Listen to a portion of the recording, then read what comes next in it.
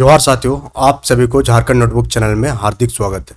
जैसे कि आप सभी को पता चल गया होगा अभी तक कि जेएसएससी सीजीएल का वैकेंसी जो है रिलीज हो गया। अब आपके पास बहुत ही कम समय बचा हुआ है प्रिपरेशन के लिए। तो आज ही जो है एक वीडियो रिलीज होगा जिसमें हम लोग स्टडी प्लान के बारे में बात करेंगे कि कैसे आप 3 से 4 महीना के अंदर जो कंप्लीट सिलेबस को कंप्लीटेशन के साथ साथ उसका रिवीजन और मैक्सिमम टू मैक्सिमम मॉक आप कैसे दे पाएंगे। तो पूरा एक स्टडी प्लान जो है आज रात 8 बजे चैनल में आ जाएगा। उस वीडियो को आप देख लीजिएगा। उसके बाद आपको जो है जेएसएससी सीजीएल का जो रास्ता है वो बहुत ही आसान नजर आएगा। और ये नौकरी हमारी है, यानी कि जितने भी विद्यार्थी जेएसएससी सीजीएल की तैयारी कर रहे हैं उनका है। तो आप इसी जज्बे के साथ तैयारी का स्टार्ट कीजिए, तैयारी की शुरुआत कीजिए। झारखंड नोटबुक आपके साथ है, कंप्लीट जर्नी में बने रहेगा आपका, सो दैट आपका जो जर्नी है जेएसएससी सीजीएल का बहुत ही स्मूथली पार हो जाए और आप टक्कर देने लायक बन जाए। क्योंकि आपके साथ जो टक्कर देने वाले हैं उसको आप कभी भी कमजोर मत समझे, आप उससे एक कदम आगे सोचने के सोचिए, तब जाकर आप जेएसएससी सीजीएल जैसे एग्जाम को आप करेक्ट कर पाइएगा। आप अगर अपने सामने वालों को हल्के में लेंगे तो आपका प्रिपरेशन भी हल्के टाइप से ही होगा और जो डिमांड है सीजीएल के एग्जाम का वो कभी कंप्लीट नहीं होगा।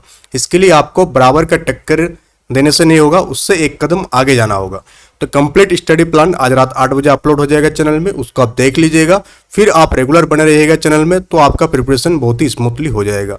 तो साइंस का क्लास नंबर 19 है, इससे पहले टोटल 18 क्लास हो चुकी है।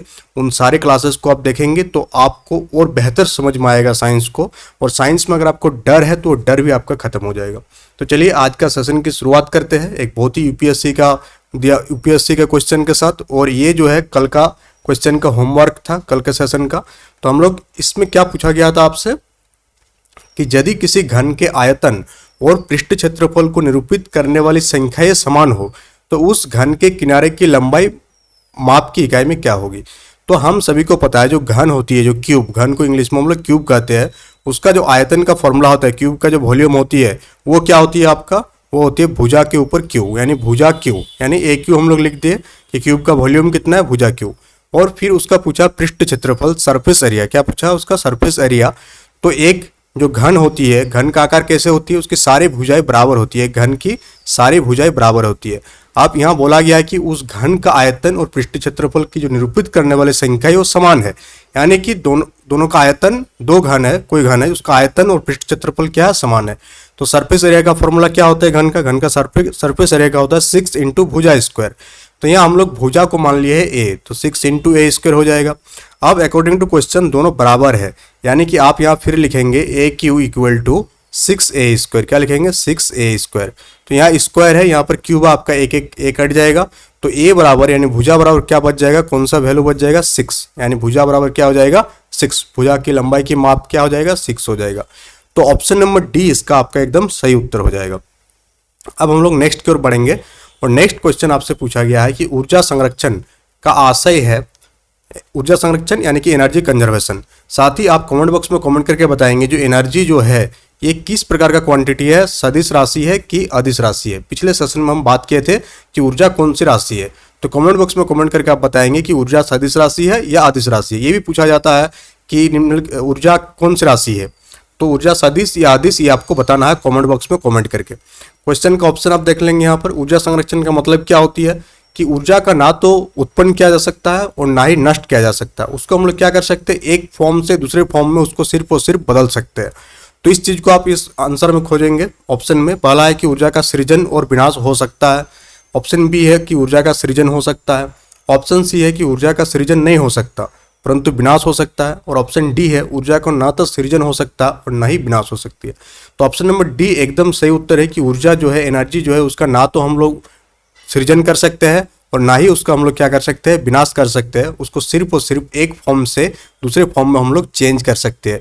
जैसे मैकेनिकल एनर्जी को हम लोग इलेक्ट्रिकल एनर्जी में कन्वर्ट कर सकते हैं, वाइंड एनर्जी जो हम लोग को पवन ऊर्जा है, वाइंड एनर्जी को हम लोग इलेक्ट्रिकल एनर्जी में कन्वर्ट कर सकते हैं, बट हम लोग वाइंड एनर्जी क्रिएट नहीं कर सकते हैं। तो इस चीज को समझना होगा। अगर हम लोग क्रिएटर बन जाएंगे तो फिर वो जो बाकी एक जो फोर्स है साइंस के अंदर, जो फोर्स है वो फोर्स का कोई वैल्यू नहीं रहेगा, फिर इंसान जो मन सो करेगा। अभी तो खाली एनर्जी फॉर्मेशन का नॉलेज आया है इंसान के पास तो पूरा दुनिया में तहलका मचा दिया है। जिस दिन इंसान के पास एनर्जी क्रिएशन का फॉर्मूला आ जाएगा उस दिन क्या होगा आप समझ सकते हैं। तो ऊर्जा का ना तो सृजन हो सकता है और ना ही विनाश हो सकता है, इसका एकदम सही उत्तर हो जाएगा। तो इसका सही उत्तर क्या आ जाएगा, ऑप्शन नंबर डी इसका एकदम बिल्कुल सही उत्तर हो जाएगा। नेक्स्ट क्वेश्चन को मूव करेंगे। नेक्स्ट क्वेश्चन आपसे पूछा गया कि हवा की ऊर्जा होती है, हवा यानी कि जो वाइंड होती है, एयर होती है, तो उसकी ऊर्जा किस प्रकार की ऊर्जा होती है, कि केवल उसमें स्थितिज ऊर्जा होती है, ऑप्शन बी की केवल गतिज ऊर्जा होती है, ऑप्शन सी की इलेक्ट्रिकल एनर्जी होती है उसमें, या डी की स्थितिज और गतिज ऊर्जा दोनों। तो चलिए कमेंट बॉक्स में कमेंट करके इसका उत्तर देंगे आप। तो वाइंड जो होती है, जो हवा होती है, वो क्या होती है, बहती हुई हवा को हम लोग वाइंड कहते हैं। क्या कहते हैं, बहती हुई हवा जो होती है उसे हम लोग क्या कहते हैं, वाइंड कहते हैं, बहती हुई हवा को, हवा यानी कि एयर। तो फ्लोइंग एयर को ही हम लोग क्या कहते हैं, वाइंड कहते हैं। और हम लोग सभी जानते हैं कि वाइंड में क्या होती है, एनर्जी होती है। क्या होती है, एनर्जी होती है। और क्वेश्चन में यही पूछा गया आपसे कि वाइंड में कौन सी एनर्जी होती है, वाइंड में जो ऊर्जा होती है वो किस प्रकार की ऊर्जा होती है। तो वाइंड में जो होती है, आपको सिर्फ सिर्फ आप देख पा रहे होंगे कि बहती हुई हवा को हम लोग वाइंड कहते हैं, यानी कोई चीज मूव कर रहा है तो मूव करने टाइम जो एनर्जी होती है कोई भी ऑब्जेक्ट में, उसे हम लोग कहते हैं गतिज ऊर्जा, काइनेटिक एनर्जी। क्या कहते हैं उसे हम लोग, काइनेटिक एनर्जी। और काइनेटिक एनर्जी का फॉर्मूला क्या होता है, half kinetic energy equal to half M V square, जहाँ एम क्या है उस वस्तु या उस ऑब्जेक्ट का मास है और वी उसका वेलोसिटी है। तो हवा में सिर्फ और सिर्फ क्या होती है, केवल गतिज ऊर्जा होती है। क्या होती है, केवल काइनेटिक एनर्जी होती है हवा में। तो इसका उत्तर हो जाएगा ऑप्शन नंबर बी, एकदम बिल्कुल सही उत्तर हो जाएगा। यहाँ आपका क्लियर हो गया कि हवा क्या होती है, बहती हुई एयर को हम लोग क्या कहते हैं, वाइंड कहते हैं। और जो बहती हुई हवा होती है, जो वाइंड होती है, उसमें क्या होती है, सिर्फ और सिर्फ गतिज ऊर्जा होती है। और गतिज ऊर्जा का फॉर्मूला क्या होती है, kinetic energy equal to half M V square, जहाँ एम हो गया उस ऑब्जेक्ट का मास यानी कि द्रव्यमान, और वेलोसिटी। अब आप कमेंट बॉक्स में कमेंट करके बताएंगे कि जो वेलोसिटी है वो किस प्रकार की राशि है। पिछले क्लास में इसके बारे में हम लोग डिस्कस किए थे, सदिश राशि और अदिश राशि के बारे में। तो वेलोसिटी किस प्रकार की राशि है, सदिश है या अदिश, कमेंट बॉक्स में कमेंट करके इसको बताएंगे आप। वेलोसिटी सदिश है कि अदिश राशि है, इस चीज को आप क्लियर कीजिएगा। नेक्स्ट क्वेश्चन बहुत ही बेहतरीन क्वेश्चन है ये, कि वायु शक्ति जो होती है, जिसे हम लोग वाइंड पावर कहते हैं। क्या कहते हैं, वाइंड पावर, वायु शक्ति। वाइंड पावर में ऊर्जा की कौन सा रूप जो है वो विद्युत ऊर्जा में परिवर्तित होता है। यानी ऊर्जा का जो हम लोग परिवर्तन कर रहे हैं, इसमें किसका यूज करके, वाइंड पावर का यूज करके जो ऊर्जा का परिवर्तन हो रहा है उसमें कौन सा ऊर्जा का विद्युत ऊर्जा में कैसे कन्वर्ट होती है। यानी हम लोग जानते हैं कि जो वाइंड पावर का इस्तेमाल करके हम लोग इलेक्ट्रिकल एनर्जी जनरेट करते हैं। तो ये जो इलेक्ट्रिकल एनर्जी वाइंड पावर के थ्रू बनी है वो किसके थ्रू फॉर्म हुआ है, तो ये किससे, हम लोग अभी अभी देखे कि वाइंड में क्या होती है, गतिज ऊर्जा होती है। तो वाइंड पावर में सबसे पहले क्या होता है, गतिज ऊर्जा से, गतिज ऊर्जा से जो पवन चक्की होती है, लगी होती है, उससे गतिज ऊर्जा से क्या कहते हैं, मोटर में जाता है, जो क्या करता है, मैकेनिकल एनर्जी क्या करती है, मैकेनिकल एनर्जी आती है। गतिज ऊर्जा से क्या आती है, मैकेनिकल एनर्जी आती है। और फिर ये मैकेनिकल एनर्जी क्या होती है, विद्युत ऊर्जा में कन्वर्ट होती है। तो यहाँ सिर्फ और सिर्फ आपको बताना था कि किससे किस विद्युत ऊर्जा कैसे बनी। तो पहला पॉइंट कौन था, गतिज ऊर्जा था। गतिज ऊर्जा से वो मैकेनिकल एनर्जी में कन्वर्ट हुई, जो वाइंड पावर, जो आप देखे होंगे पवन चक्की, हवा के स्पीड से पवन चक्की घूमती है, उसके नीचे क्या लगा रहते हैं, हम लोग मोटर लगा के रखते हैं। और यहाँ जैसे ही चक्की घूमेगा तो मोटर का जो आपका रोटर है वो भी घूमेगा, तो वो जो घुमा तो यहाँ से पवन गतिज ऊर्जा आया, गतिज ऊर्जा से इसको हम लोग घुमाए तो यहाँ मैकेनिकल एनर्जी हुआ। और फिर ये मैकेनिकल एनर्जी किस में कन्वर्ट होगी, आपका विद्युत ऊर्जा में आपका कन्वर्ट हो गई। ये आपको समझ में आ गया। दूसरा कि जो पवन चक्की में जो हवा का न्यूनतम वेग कितनी होनी चाहिए पवन चक्की लगाने के लिए, तो 15 किलोमीटर पर सेकंड। कितना होनी चाहिए, 15 kilometre per hour, not second, 15 kilometre per hour. अगर हवा की गति वाइंड चक्की जो होती है, पवन चक्की हम लोग वहीं लगा सकते हैं जहां पर हवा की गति 15 किलोमीटर पर घंटे है, तो ही हम लोग लगा सकते हैं। आप पूछेंगे कि झारखंड में हम लोग क्यों नहीं लगाए, क्योंकि जो वर्ष भर मैक्सिमम टाइम ये हवा की गति हम लोगों को झारखंड में नहीं मिलती है। बट जिस जिस जगह पर भी वाइंड चक्की है वहां पर हवा की गति वर्ष भर में मैक्सिमम टाइम कितनी रहती है, 15 किलोमीटर पर घंटे की गति से रहती है, जिसके कारण हम लोग वहां वाइंड पावर का इस्तेमाल करते हैं। ये आपको क्लियर हो गया बहुत ही बेहतरीन ढंग से। इससे रिलेटेड कोई भी क्वेश्चन अगर आपसे पूछा जाए अब आप उसका आंसर दे पाएंगे अब, ठीक है, ये क्लियर हो गया। नेक्स्ट क्वेश्चन को आगे बढ़ते हैं। नेक्स्ट क्वेश्चन आपसे पूछा गया है कि एक ट्रेन जो है जैसे ही चलना आरंभ करती है उसमें बैठे हुए यात्री का सिर जो है वो पीछे की ओर झुक जाती है, इसका कारण क्या है। मान लेते हैं कि कोई व्यक्ति क्या करते हैं, ट्रेन में बैठा हुआ है, ट्रेन का सीट है ये, और वो व्यक्ति ट्रेन में बैठा हुआ है। तो जैसे ही ट्रेन चलना यानी ट्रेन आगे की ओर बढ़ेगी तो उस व्यक्ति का जो सिर है वो पीछे की ओर झुकेगा। इसके पीछे का क्या कारण है। 4 ऑप्शन आपके पास। पहला है कि स्थिरता का जड़त्व, लॉ ऑफ इनर्शिया। दूसरा है गति का जड़त्व, तीसरा है जड़त्व आघूर्ण और डी है आपके पास द्रव्यमान संरक्षण। तो इसका जो मेन रीजन है, इसका रीजन ये है कि स्थिरता का जड़त्व, क्योंकि न्यूटन का गति का जो पहला नियम है ये क्या कहता है कि कोई वस्तु अगर स्थिर अवस्था में है तो स्थिर अवस्था में ही रहना चाहेगा जब तक कि उस पर हम लोग कोई बाह्य बल एक्सटर्नल फोर्स अप्लाई नहीं करेंगे। तो जैसे कि व्यक्ति ट्रेन में बैठा हुआ है तो उसका जो नीचे वाला पार्ट ट्रेन के साथ में रहने के कारण जैसे ही ट्रेन में गति में आएगी वो तो गति में आ जाएगी, बट उसको ऊपर वाला जो सिर है वो क्या कोशिश करेगा, वो भी स्थिर रहने की कोशिश करेगा, वो गति का विरोध करेगा। तो जैसे ही गति का विरोध करेगा तो उसका सिर पीछे की ओर झुक जाएगा। अब समझ में आ गया ये क्यों होता है? न्यूटन की गति के पहला नियम के अनुसार लॉ ऑफ इनर्शिया के कारण, जड़त्व के नियम के कारण ही ट्रेन जैसे ही चलना आरंभ करेगा तो बैठे हुए यात्री का जो सिर है वो पीछे की ओर झुक जाएगा। ये आपको पूरा का पूरा क्लियर हो गया। अब नेक्स्ट एक बहुत ही बेहतरीन क्वेश्चन है, ये यूपीएससी में पूछा गया है और यूपीएससी बेस्ड जो भी क्वेश्चन आएगा वो सारा आपको कॉन्सेप्ट बेस्ड दिखेगा। कैसा बेस्ड? कॉन्सेप्ट आपको क्लियर होगा उसमें। तो यहाँ पर आप देखेंगे पहला एक अजम्पशन दिया गया है, एक कथन दिया गया है। कथन क्या है कि एक पूर्णतः घर्षणहीन पृष्ठ यानी कंप्लीटली फ्रिक्शनलेस सरफेस पर कोई भी अगर व्यक्ति खड़ा है और वो व्यक्ति अगर सीटी बजाएगा तो वो अपने आप में वो गति में आ जाएगा। किस प्रकार का सरफेस में? कंप्लीटली फ्रिक्शनलेस, उसमें थोड़ा भी फ्रिक्शन नहीं है और वहां पर आप भी खड़े होंगे। आपका एग्जांपल ले लेते हैं कि आप एक कंप्लीटली फ्रिक्शनलेस सरफेस पर खड़े हैं और आप सीटी बजा रहे हैं, तो आप ये नोटिस कीजिएगा कि आप जो है गति में आ गए हैं। पहले आप खड़े थे स्थिर में है, बट आप जैसे ही सीटी बजाएंगे तो आप गति में आ जाएंगे। पहला स्टेटमेंट। सेकंड, इसका रीजन दिया है। रीजन क्या है कि यदि किसी तंत्र पर कोई बाह्य बल क्रियाशील नहीं है तो इसका संवेग h जो है परिवर्तित नहीं हो सकता है। अब आपको दो कूट दिया गया है। पहला कूट में बोला गया है ए और आर यानी कि कथन और कारण दोनों सही है, और जो कथन कारण आर है वो कथन ए का सही स्पष्टीकरण है। ऑप्शन बी इसमें दिया है कि ए और आर दोनों सही है और आर जो है ए का सही स्पष्टीकरण नहीं है।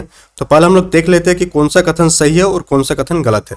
तो कथन ए को आप देखेंगे तो कंप्लीटली फ्रिक्शनलेस सरफेस पर खड़ा व्यक्ति जैसे ही सीटी बजाएगा वो आगे बढ़ जाएगा। ये एक सही कथन है, क्योंकि हम लोग जो चल पाते हैं रोड में उसका कारण है घर्षण, फ्रिक्शन।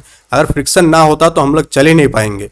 तो कंप्लीटली फ्रिक्शनलेस सरफेस में जैसे ही व्यक्ति सीटी बजाएगा तो सीटी बजने के कारण क्या होगा, सीटी जैसे ही बजेगी तो वो सीटी बजाने से व्यक्ति एक दिशा में क्या छोड़ेगा, हवा छोड़ेगा। सीटी बजाएगा तो व्यक्ति एक दिशा में हवा छोड़ेगा, और जैसे ही व्यक्ति एक दिशा में हवा छोड़ेगा उसी के परिणाम स्वरूप वो व्यक्ति जो है विपरीत दिशा में गति करने लगेगा, क्योंकि विपरीत दिशा में क्या करने लगेगा, गति करने लगेगा। तो ये तो सही है कि वो सीटी बजाने से अपने आप को गति में ला सकता है। कारण को हम लोग देख लेते हैं। कारण जो है आपका, कोई तंत्र पर कोई भी अगर बाह्य बल नहीं लगाएंगे, यानी लॉ ऑफ इनर्शिया। क्या है? Law of inertia. दोनों जो कॉन्सेप्ट, दोनों जो कथन लिया गया है ये लॉ ऑफ इनर्शिया से ही लिया गया है। ये बात लॉ ऑफ इनर्शिया ही कहता है कि कोई वस्तु अगर स्थिर अवस्था में है स्थिर में रहेगा, बट जैसे ही बाह्य बल लगाएंगे तो उसका स्थिति में हम लोग परिवर्तन ला सकते हैं, जो कि कथन ए को सेटिस्फाई करता है। कथन आर पूरा का पूरा लॉ ऑफ इनर्शिया को सेटिस्फाई करता है कि कोई तंत्र पर कोई बाह्य बल अगर क्रियाशील नहीं है तो उसका संवेग में कोई भी परिवर्तन नहीं होगा। तो यहाँ पर आप देख पा रहे होंगे ए और आर दोनों सही है, बट जो आर है, जो कारण है, वो ए का सही स्पष्टीकरण नहीं है। ये एकदम करेक्ट है, उसका सही स्पष्टीकरण नहीं दे पा रहा है, ये आपको समझना होगा। तो इसका सही उत्तर ऑप्शन नंबर बी हो जाएगा। इसका सही उत्तर क्या हो जाएगा? Option number B. Next question आप देखेंगे कि सड़क पर चलने की अपेक्षा जो होती है बर्फ पर चलना कठिन है, क्यों? इसके पीछे का रीजन क्या है? तो पहला है कि बर्फ जो है सड़क से सख्त होती है। ऑप्शन बी है सड़क बर्फ से सख्त होती है। ऑप्शन सी है कि जब हम अपने पैर से धक्का देते हैं तो बर्फ कोई प्रतिक्रिया व्यक्त नहीं करती है। या ऑप्शन डी बर्फ में सड़क के अपेक्षा घर्षण कम होती है। अगर आप कभी बर्फीली जगह पर गए होंगे, जैसे कश्मीर वगैरह हो गया जहाँ पर बर्फ गिरती है, तो आप देखेंगे कि जब आप चलेंगे तो आप फिसलन का अनुभव करेंगे। क्यों? क्योंकि जो बर्फ वाले रास्ते होते हैं उसमें फ्रिक्शन बहुत ही कम होती है, फ्रिक्शन बहुत ही कम होती है, और जहाँ पर फ्रिक्शन कम होगा तो आपको चलने में क्या आएगी, दिक्कत आएगी। तो यही कारण है कि बर्फ पर चलना क्या होती है, कठिन होती है। यानी कि बर्फ में सड़क की अपेक्षा घर्षण क्या होती है, कम होती है। तो ऑप्शन नंबर डी इसका एकदम सही उत्तर हो जाएगा। ये आपको क्लियर होगी। नेक्स्ट हम लोग देखेंगे यहाँ पर, नेक्स्ट भी एक यूपीपीएससी मेंस में पूछा गया है, और ये भी आपका स्टेटमेंट और स्टेटमेंट पर आधारित एक कॉन्सेप्ट बेस्ड क्वेश्चन है। पहला है कि कॉन्सेप्ट, पहले कथन क्या आप देख लीजिए। स्टेटमेंट क्या है कि भरी हुई गाड़ी को चलाने में उसे चलायमान रखने के लिए आवश्यक ताकत से अपेक्षाकृत अधिक ताकत से धक्का देना पड़ता है। यानी कि मान लेते हैं कि कोई गाड़ी है, क्या है, कोई कार है, और कार अगर चलती अवस्था में यानी मूविंग अवस्था में है तो जो चलाने में उसको जो बल लगेगा वो कम लगेगा। अगर वो मूविंग अवस्था में है और हमको उसको आगे और बढ़ाना है तो आगे बढ़ाने के लिए जो फोर्स चाहिए होगा वो बहुत ही कम लगेगा। बट अगर कोई गाड़ी खड़ी अवस्था में है और उसको हमको चलायमान बनाना है, उसको मूविंग में लाना है, ये स्थिर अवस्था में है, अभी ये स्थिर में है, बट ये क्या है, ये मूविंग में ही है और फिर और आगे बढ़ा रहे हैं उसको, तो हम लोग को जो बल लगेगा वो कम लगेगा। बट कोई गाड़ी स्थिर अवस्था में है और उसको हमको किस में लाना है, मूविंग अवस्था में लाना है, उसको हमको चलायमान स्थिति में लाना है, तो उसको हमको ज़्यादा बल देना पड़ेगा। क्या देना पड़ेगा, ज़्यादा बल देना पड़ेगा। ये आपका कथन हो गया। इसके पीछे का कारण क्या है, पहला है कि किसी चलायमान वस्तु का भार कम होता है, ये नहीं होगा। ऑप्शन बी है कि प्रारंभ में पहिए फिसलने लगते हैं, ये भी गलत होगा। ऑप्शन सी है कि एक बार गाड़ी चल पड़ने के बाद घर्षण कम हो जाता है, ये सही स्टेटमेंट, ये सही रीजन होगा। क्यों देना पड़ता है ज़्यादा, क्योंकि जैसे गाड़ी चलना स्टार्ट होगी तो उसमें फ्रिक्शन कम हो जाएगा, फ्रिक्शन कम होगा तो बल कम लगेगा। बट जब वो स्थिर अवस्था में थी तो क्या होगा, उसमें घर्षण ज़्यादा थी, क्या थी, फ्रिक्शन ज़्यादा थी, फ्रिक्शन ज़्यादा तो बल भी आपका ज़्यादा लगेगा। ये क्लियर हो गया। फ्रिक्शन का बल के साथ रिलेशन आपको इससे समझ में आ रहा होगा कि अगर फ्रिक्शन कम है, फ्रिक्शन क्या है, फ्रिक्शन जो है आपका कम है, तो बल भी आपको कम लगाना पड़ेगा। बट अगर फ्रिक्शन ज़्यादा है, फ्रिक्शन क्या आपका ज़्यादा है, तो बल भी आपको ज़्यादा लगाना पड़ेगा। इस पूरा का पूरा क्वेश्चन का जो समरी है वो यही है, फ्रिक्शन और बल के बीच का रिलेशन। ये आपको क्लियर हो गया क्वेश्चन नंबर 18। नेक्स्ट क्वेश्चन हम लोग देखेंगे। नेक्स्ट क्वेश्चन भी एक कंसेप्ट बेस्ड क्वेश्चन है, क्योंकि यूपीएससी में पूछा गया है। पहला है कि एक ट्रक है, एक कार है और एक मोटरसाइकिल की गतिज ऊर्जा जो है वो क्या है, समान है, तीनों का, ट्रक का भी, कार का भी और मोटरसाइकिल। यदि समान अवरोधक बल, अगर समान रेजिस्टेंस फोर्स लगाएंगे तीनों में, तो वे क्रमशः एक्स वाई और जेड दूरी पर रुके, तो तीनों का वैल्यू क्या होगा। यानी तीनों को, जैसे मान लेते हैं ट्रक है आपका, ये क्या, ये कार है और ये आपका मोटरसाइकिल है, तीनों का जो है गतिज ऊर्जा, काइनेटिक एनर्जी जो है वो समान है, तीनों का काइनेटिक एनर्जी समान है। अब उसमें हम लोग एक रेजिस्टेंस फोर्स लगाए जिसके कारण क्या हो जाएगा, तीनों रुक जाएगी। तो तीनों जो रुका, कितना कितना दूरी पर रुका, ट्रक एक्स दूरी पर रुका, कार वाई दूरी पर रुका और मोटरसाइकिल जेड दूरी पर रुका।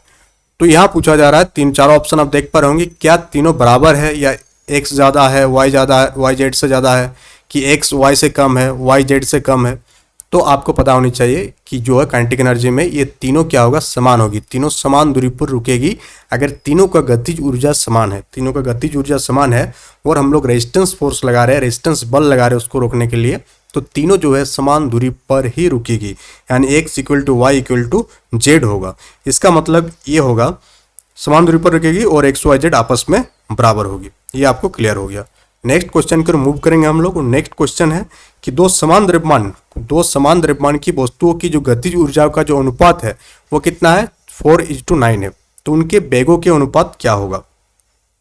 तो सबसे पहले हम लोग जानते हैं कि गतिज ऊर्जा का जो फॉर्मूला होती है काइनेटिक एनर्जी, पहले क्या दिया हुआ, गिवन दिया है कि दोनों का जो काइनेटिक एनर्जी है K1 and K2, kinetic energy 1 and kinetic energy 2, ये क्या दिया हुआ, 4/9, क्या दिया हुआ, ये 4/9 आपके पास दिया हुआ है। तो दोनों का जो काइनेटिक एनर्जी का अनुपात है 4:9 आप लिखेंगे। और काइनेटिक एनर्जी का जो फॉर्मूला होती है क्या होती है, हाफ mv²। तो पहला वस्तु का हाफ mv1 का स्क्वायर, दूसरा का भी आप लिखेंगे तो हाफ mv2 का स्क्वायर। अब आप यहाँ देख पा रहे होंगे कि m और m दोनों बराबर इसलिए लिए क्योंकि यहाँ लिखा है दो समान द्रव्यमान, दोनों का द्रव्यमान जो है समान है, पहला वस्तु का भी द्रव्यमान समान है और दूसरी वस्तु का भी द्रव्यमान जो है समान है। इक्वल टू क्या हो जाएगा आपके पास, 4/9 आपका आ जाएगा। अब यहाँ से हाफ और हाफ दोनों कैंसिल हो जाएगा, m भी कैंसिल हो जाएगा और v भी कैंसिल हो जाएगा। तो आपके पास क्या बचा, v1/v2, v1 स्क्वायर और v2 स्क्वायर दोनों में स्क्वायर होगा, इक्वल टू 4/9। आप दोनों का स्क्वायर को इसको इस प्रकार से आप लिख सकते हैं, v1/v2 का स्क्वायर इक्वल टू 4/9। अब दोनों का स्क्वायर को आप हटाएंगे तो v1/v2 इक्वल टू क्या हो जाएगा, √4/9। तो जैसे ही हो जाएगा तो √4 का वैल्यू कितना होती है, v1/v2 का अनुपात कितना आ जाएगा, 2/3, कितना आ जाएगा, 2/3। ऑप्शन नंबर बी आपका एकदम सही हो जाएगा। तो इस प्रकार से दोनों के वेगों का अनुपात कितना हो जाएगा, 2:3 आपका वेगों का अनुपात हो जाएगा। तो इस प्रकार के न्यूमेरिकल आपका जेएसएससी सीजीएल में भी पूछे जाने का एकदम चांस है। बहुत ही बेसिक न्यूमेरिकल है जो आपको डेली बेसिस पर अगर क्लास कीजिएगा तो आपको समझ में आ जाएगा और आप आसानी से इस प्रकार के न्यूमेरिकल को सॉल्व कर पाएंगे। अब हम लोग आगे बढ़ने से पहले आपको बता दें कि रेगुलर क्लासेस चल रही है झारखंड नोटबुक में, उन सारे क्लासेस को आप अटेंड कीजिए। आपका जो पढ़ने की जो लय है वो भी बना रहेगा, साथ ही साथ आपको क्वालिटी कंटेंट प्रोवाइड किया जाएगा, जिसके थ्रू आपके प्रिपरेशन में जो है एक नया एज आएगा, यानी नया किनारा आएगा जो आपको सफलता की ओर ले जाएगा। तो चलिए नेक्स्ट जो क्वेश्चन है ये आप क्या करेंगे, कमेंट बॉक्स में कमेंट करके इसका उत्तर देंगे आप। और ये आपका होमवर्क का क्वेश्चन हो गया, क्या हो गया आपका होमवर्क का क्वेश्चन हो गया। और आज 8 बजे जो है आपका स्टडी प्लान अपलोड कर देंगे और उसी के अकॉर्डिंग जो है आप प्रिपरेशन कर सकते हैं या आप अपना प्लान में चेंज कर सकते हैं। तो ये सारी चीज़ों को ध्यान में रखते हुए आज का 8 बजे की क्लास जो है बहुत ही इंपॉर्टेंट होने वाली है। इसमें आपका क्या पूछा गया क्वेश्चन में कि एक व्यक्ति जो है कार में जो विराम में बैठा है, सड़क से कार के 4 पहियों में प्रत्येक पर प्रतिक्रिया आर है। जब कार सीधी समतल सड़क पर चलेगी तो अग्र पहियों में प्रत्येक पर प्रतिक्रिया में क्या परिवर्तन आएगा। इसका उत्तर आपको कमेंट बॉक्स में कमेंट करके देना है और कल इसका उत्तर आपको कल के सेशन में इसके बारे में पूरा कंप्लीट डिस्कस किया जाएगा। That's all for today, thank you.